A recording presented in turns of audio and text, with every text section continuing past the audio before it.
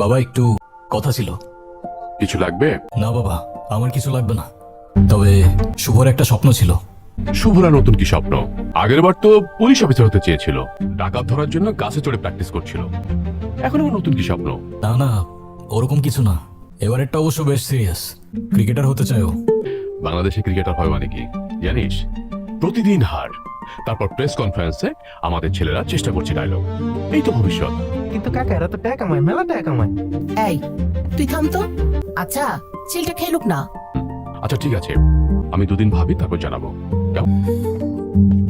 কিরে গেট পার থেকে টোল দিতে হবে নাকি তোরে? হ্যাঁ ওয়েলকাম চ্যাম্প। যাও এখন গিয়ে পড়তে বসো। ওর আবার কি হয়েছে? ও তোমার সাথে কথা কয় না কেন? আমি ওখানে একটা গুরুত্বপূর্ণ ডিসিশন নিচ্ছি। আবার ডিসিশন? আগের বার তো বললে পুলিশ হবে, এবার আবার নতুন কি? আমি চাই যাতে তুমি আমাদের সাথে থেকে যাও এই বাড়িতে। কিন্তু তুমি তো জানো আমি একা থাকি, আর আমি একা থাকলে সবাই শান্তিতে থাকে। ওকে, নো প্রবলেম। আমি চাই আমরা দুজনেই যাতে শান্তিতে থাকি। আমিও তোমার সাথে এসে পড়ি, কি বলো? হ্যাঁ, সে তো তুমি আমার ভাই, তুমি তো আমার বাড়িতে যে কোনো সময় আসতেই পারো, তবে পার্মানেন্টলি না। কেন?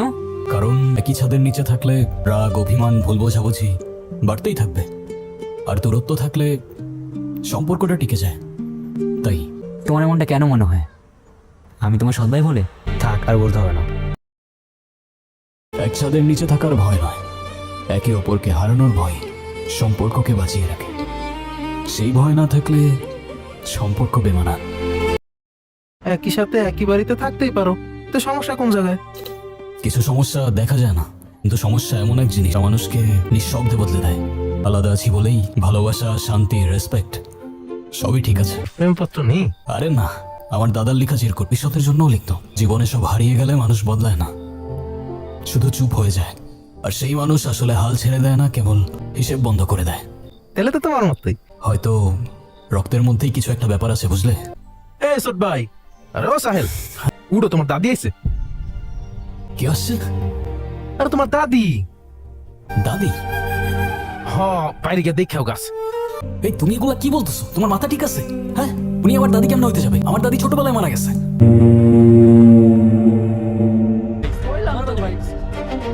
দেখছেন ম্যাডাম, কত বেয়াদব পোলাপান এরা। শিক্ষা দীক্ষা কিচ্ছু নাই, রাস্তায় কেউ এরকম করে? ছোট ছোট বাচ্চারা এদিক দিয়ে স্কুলে যায়, এদেরকে দেখে ওরা কি শিখবে? না, এরা বদলাবে না। আরে কি করলেন এটা? এই ভেজা কাপড় নিয়ে আমি এখন রাইড কিভাবে করবো? কেন, ব্যাগে এক্সট্রা কাপড় নাই? বের করে পরে নেন এখানে। মাথা ঠিক আছে আপনার? এই রাস্তার মধ্যে এখন আমি কাপড় পাল্টাবো? এখানে লেডিস আছে, দেখেন না?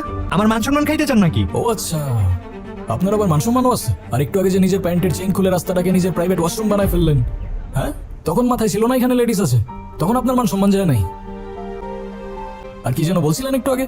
ছোট ছোট বাচ্চারা এদের থেকে কি শিখবে? আপনার থেকে কি শিখবে? খুব মহৎ কাজ শিখাচ্ছেন না আপনি? সরি ভাই, ভুলে গেছেন, বুঝতে পারিনি। শুভ আজ এত সকালে ঘুমিয়ে পড়লো যে? ওর নাকি আজকে মন ভালো নাই। তাই নাকি?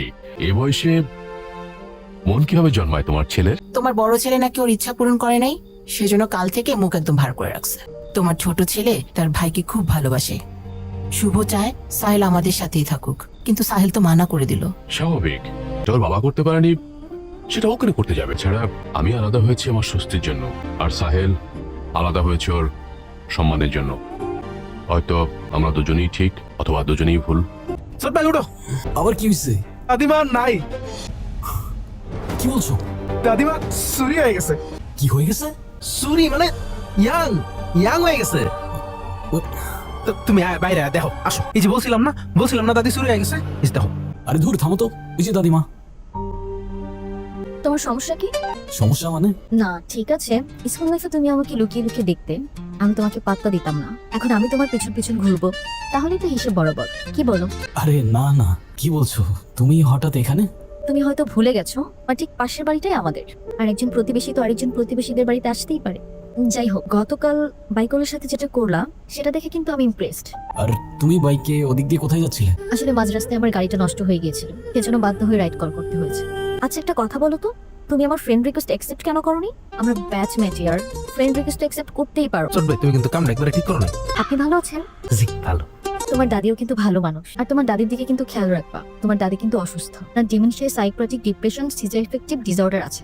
মানে? মানে এটা হচ্ছে এমন একটি রোগ যে মানুষ ধীরে ধীরে বাস্তবতার কল্পনার মধ্যে পার্থক্য করতে পারে না। আমার ধারণা উনি এমন কোথাও ছিলেন যেখানে তার আপনজন বলতে কেউ ছিল না। দীর্ঘ সময় একা থাকার কারণে উনি যাদেরকে হারিয়েছেন তাদেরকে কল্পনায় ফিরিয়ে আনেন। আপা আপনি এত কিছু কেমনে জানেন? I am an intern psychiatric doctor. আমি জানবো না তো কে জানবে? ওঝা কবিরাজ? আর মানে উনি তোমার কেউ না। না, তাহলে ওনাকে ওনার পরিবারের কাছে কিভাবে ফিরিয়ে দিবা? সেইটাই ভাবছি, কিন্তু বুঝতে পারছি না কোত্থেকে শুরু করব। তুমি পুলিশে ইনফর্ম করো, ওনারা তোমাকে সাহায্য করবে। পুলিশ? আরে পুলিশকে কেন জানাতে হবে? ওনার পরিবার হয়তো ওনাকে খোঁজার জন্য মিসিং ডায়েরি করতে পারে। হ্যাঁ, সেটাই বেটার হয়, তাহলে তুমিই জানাই দাও। ঠিক আছে, বাট আমি তোমার জন্য এত কিছু কেন করব? মানে? মানে হচ্ছে আমি তোমার জন্য এত কিছু কেন করব? তুমি তোমার ফ্রেন্ড রিকোয়েস্ট অ্যাকসেপ্ট করো। ও, রিকোয়েস্ট ডান। ইসরাত ভাই আপদ তো বিদায় হয়েছে। আপদ বিদায় হয়েছে মানে? আরে পুরি তো গেছে গা। কি বলতেছো তুমি? উনি অসুস্থ, ওনাকে যেতে দিছো কেন তুমি? কি করো তুমি? হায় আল্লাহ! ওঠেন। এ ভাই, লাইটার হবে? না। Good boy. শালা এখনো প্রেমিক হতে পারে নাই তো, এর জন্য লাইটারও নেই। আপনি ঠিক আছেন? কোথাও লাগে নাই তো আপনার? না, আমি ঠিক নাই। একজনকে খুঁজছি। এই শহরের প্রতিটা রাস্তা খোঁজা শেষ, শুধু এই রাস্তাটা বাকি। আপনি কি বলতে পারেন এই রাস্তা শেষ কোথায়? জানি না, আমিও খুঁজে বেড়াচ্ছি একজনকে, কিন্তু খুঁজে পাচ্ছি না। আপনি কাকে খুঁজছেন? যাকে ভালোবাসাতেই খুঁজতে হয়, আর না পেলে পুরো পৃথিবী ফাঁকা লাগে। আর সে আমার মা।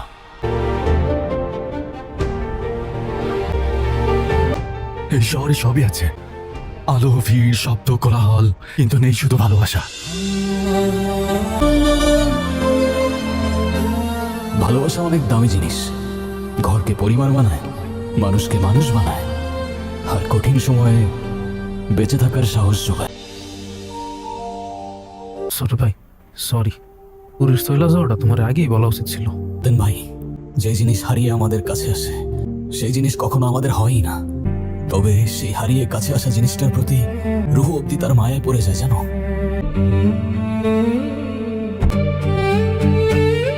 কি ছোট ভাই, তুমি কান্দছো কেন? কিছু স্বাদ শুধু মুখে নয়, হৃদয়ে থেকে যায় লাদেন ভাই। মানুষ চলে গেলেও ফিরে আসে কখনো আবার রান্নার হাড়িতে। আসো।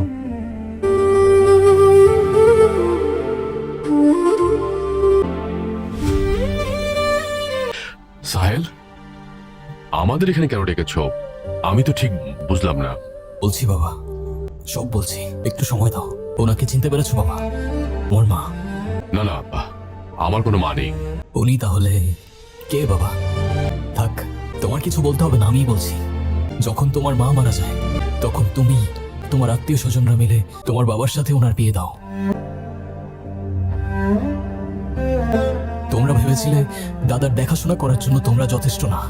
পর 1 বছর চলে যেতে না যেতেই দাদা মারা যায়, আর ওনাকে তুমি বাড়ি ছেড়ে চলে যেতে বললে। দাদার জীবনের শেষ পর্যন্ত যেই মানুষটা তাকে যত্ন করে গেল, তাকে এক নিমিষেই পর করে দিলে। তার প্রয়োজন শেষ হয়ে গেল আর তাকে বাড়ি থেকে বের করে দিলে তুমি।